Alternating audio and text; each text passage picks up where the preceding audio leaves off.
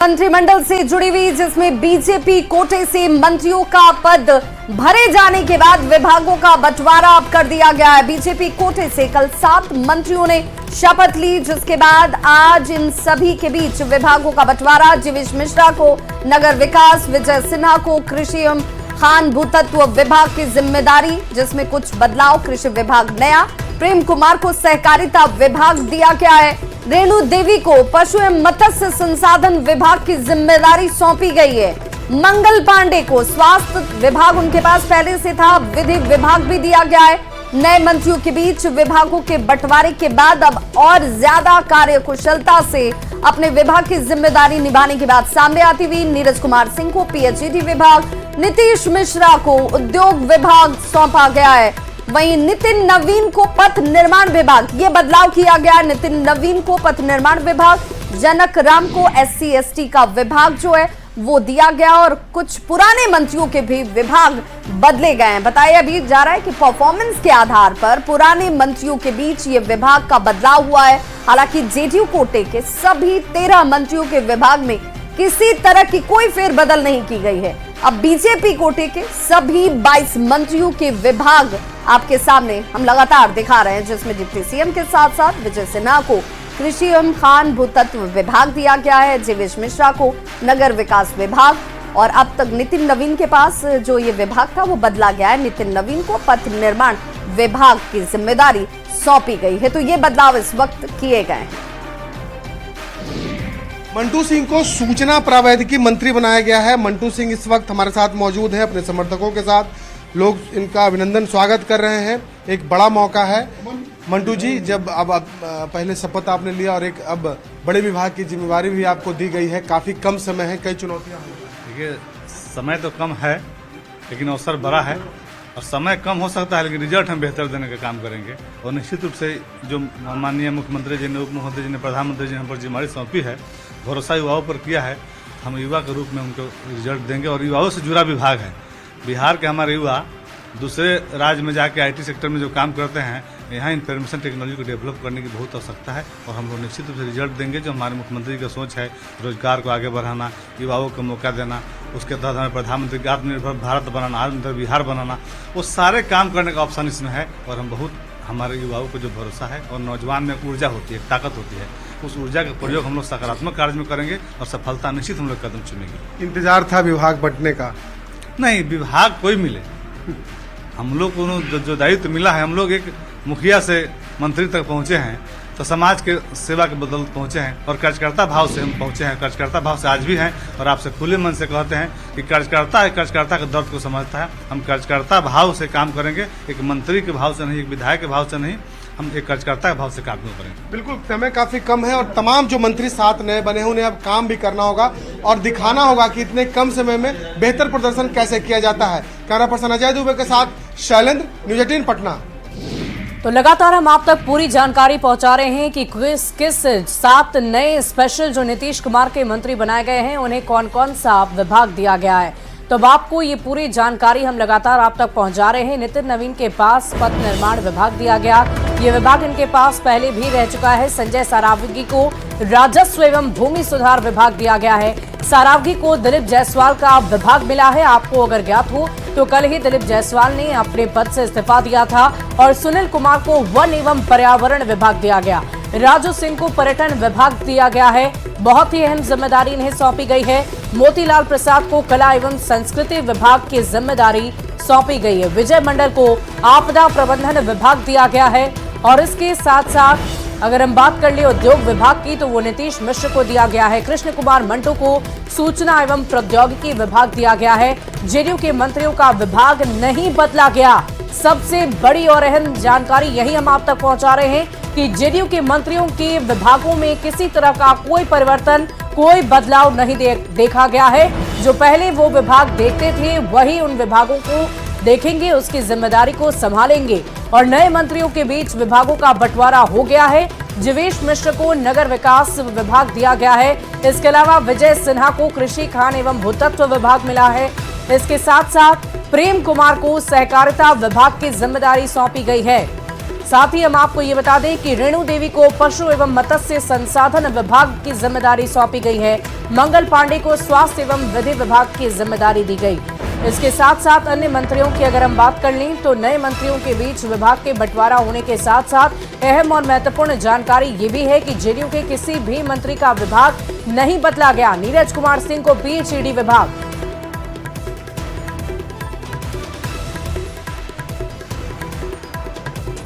और हमारे साथ संवाददाता शैलेंद्र इस वक्त सीधे जुड़ रहे हैं और शैलेंद्र के साथ इस वक्त जीवेश मिश्रा खुद मौजूद हैं। एक बड़ी जिम्मेदारी शैलेंद्र जीवेश मिश्रा को मिली हुई है और अब कम वक्त में लेकिन परफॉर्मेंस ज्यादा देने वाली चुनौती जरूर है। बिल्कुल, देखिए दूसरी बार मंत्री बने हैं जीवेश मिश्रा और यहाँ पर देखिए बधाई देने वालों का तांता लगा। सबसे पहले हम ये तस्वीर दिखा दें, चूंकि कल मंत्री की घोषणा हुई, उन्होंने शपथ लिया और आज देखिए सुबह से ही इनके पास बधाई देने का, चूंकि मिथिलांचल से आते हैं और बीजेपी में लंबा अनुभव इनका रहा है। कार्यकर्ता और नेता देखिए यहाँ पर पहुँच रहे हैं और दूसरी बार बड़ी जिम्मेदारी मिली है। इसके पहले श्रम संसाधन और अब नगर विकास जैसा विभाग, जो कि एक अपने आप में बड़ा विभाग माना जाता है। आमतौर पर यह विभाग उसी को मिलता है जो बेहतर प्रदर्शन कर सकते हैं और जीवेश मिश्रा को यह विभाग मिला है। हमारे साथ इस वक्त मौजूद भी हैं जीवेश जी। विभाग काफी बड़ा है लेकिन समय काफी कम है। कम समय में ज्यादा काम करेंगे, यही तो हम लोगों की पहचान है। एनडीए की पहचान यही है कि समय सीमा पर काम को खत्म करना और कम समय में ज्यादा काम करना। तो जिस काम के लिए एनडीए जाना जाता है, माननीय मुख्यमंत्री जाने जाते हैं, उनके नेतृत्व में हम लोगों को अवसर मिला है।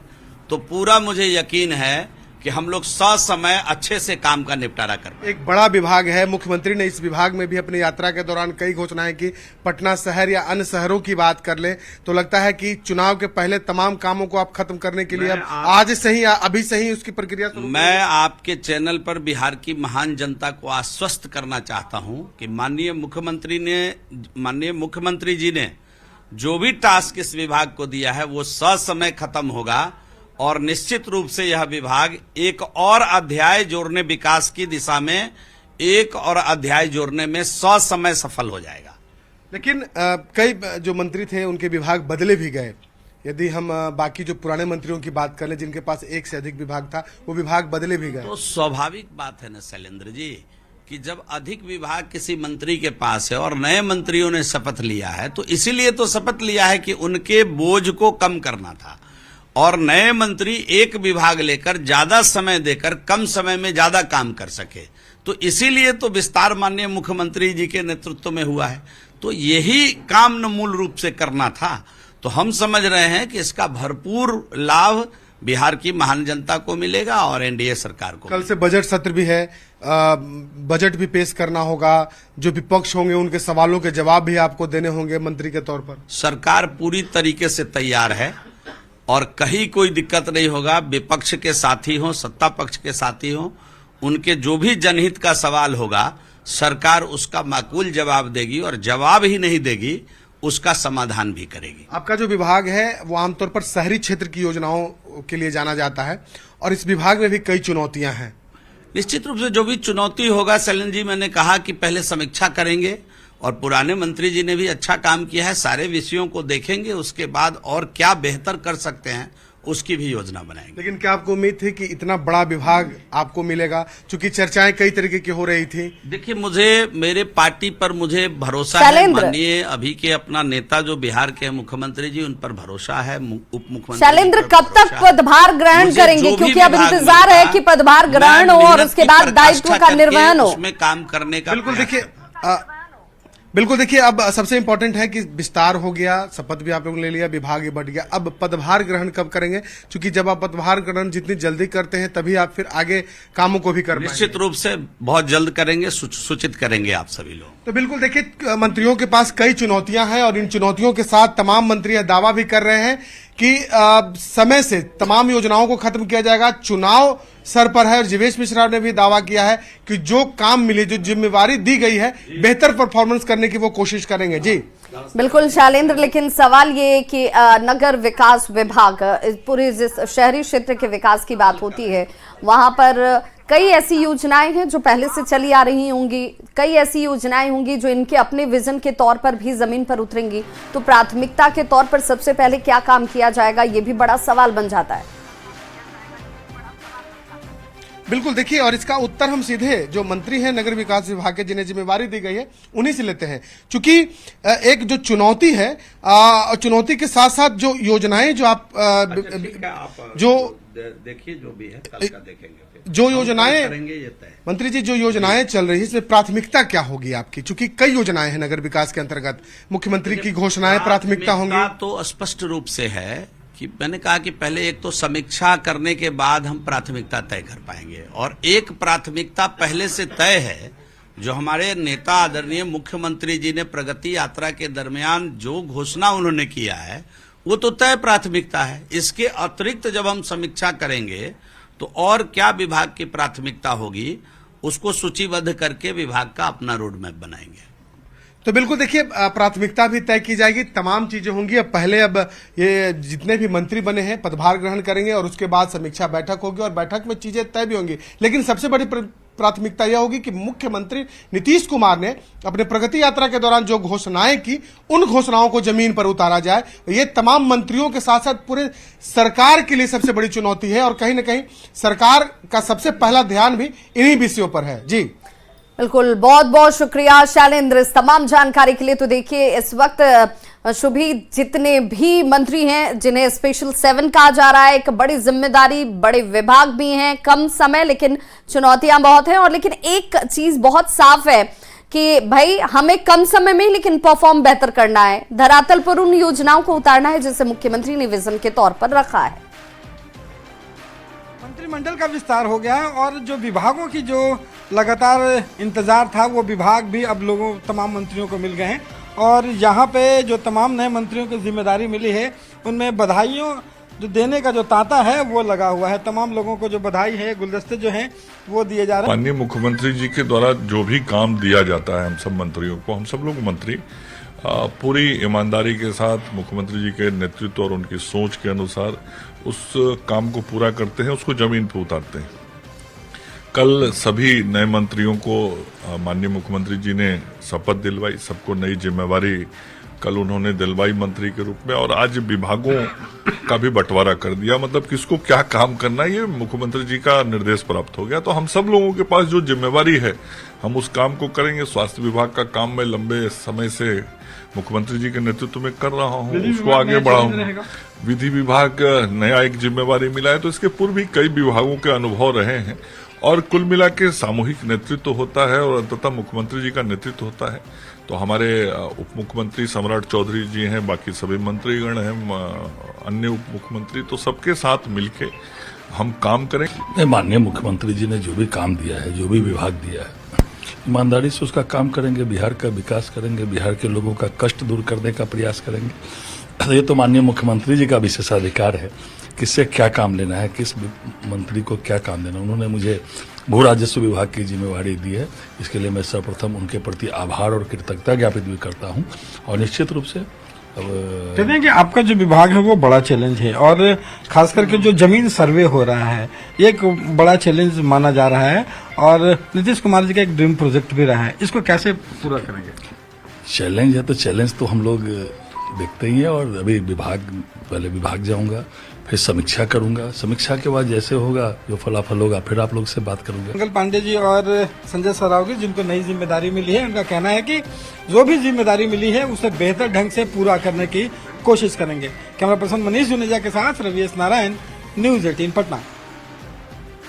और देखिए, इस वक्त न्यूज 18 संवाददाता रवीश नारायण नितिन नवीन के साथ मौजूद हैं, जिन्हें नई जिम्मेदारी दी गई है मंत्री के तौर पर, पथ निर्माण विभाग। हालांकि इस जिम्मेदारी को वो पहले भी निभा चुके हैं और एक बार फिर से ये जिम्मेदारी वाकई ये बहुत बड़ी जिम्मेदारी है। इसलिए रवि, क्योंकि कहा जाता है कि बिहार में सड़कों में जितना परिवर्तन देखा गया है, उनके निर्माण में जितना परिवर्तन देखा गया है, उससे बिहार के विकास का आकलन किया जाता है। तो उनसे जरा पूछिए कि ये जिम्मेदारी एक बार पहले भी उन्होंने निभाई है और दोबारा से ये जिम्मेदारी मिली है, इसका निर्वहन वो कैसे करेंगे?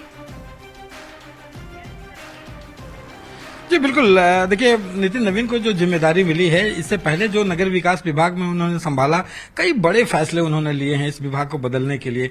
लेकिन पथ निर्माण विभाग, कहा जाता है कि पथ निर्माण विभाग में जिस तरह से नीतीश कुमार के जो सपने हैं बिहार को बदलने वाले, और इस प्रगति यात्रा में जिस ढंग से उन्होंने बड़े फैसले लिए हैं, ये बड़ा चैलेंज है।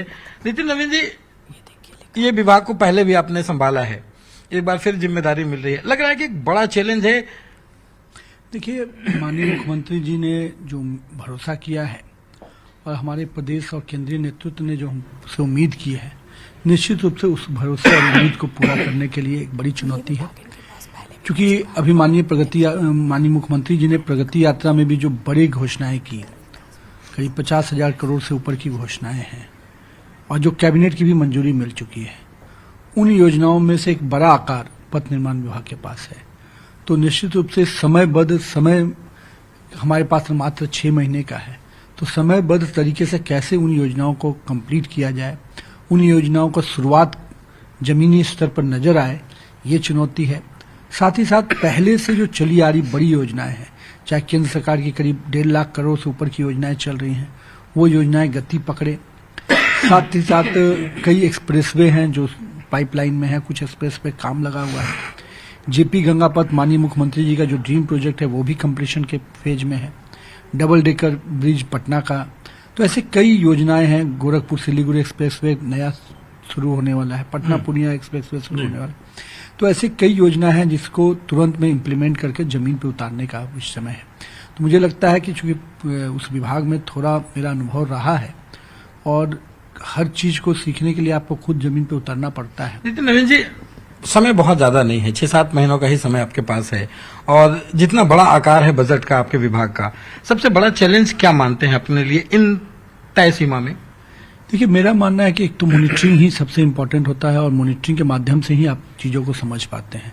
जो चैलेंज जो है कि इतने जो योजनाएं हैं, उन योजनाओं का कम से कम शुरुआत हो जाए। माननीय मुख्यमंत्री जी ने जितनी भी योजनाएं कैबिनेट से मंजूरी दी हैं, तुरंत में उसकी निविदा करके, उनका टेंडर करके और उनको तुरंत में उसके जमीन पे उसका इम्प्लीमेंटेशन शुरू हो।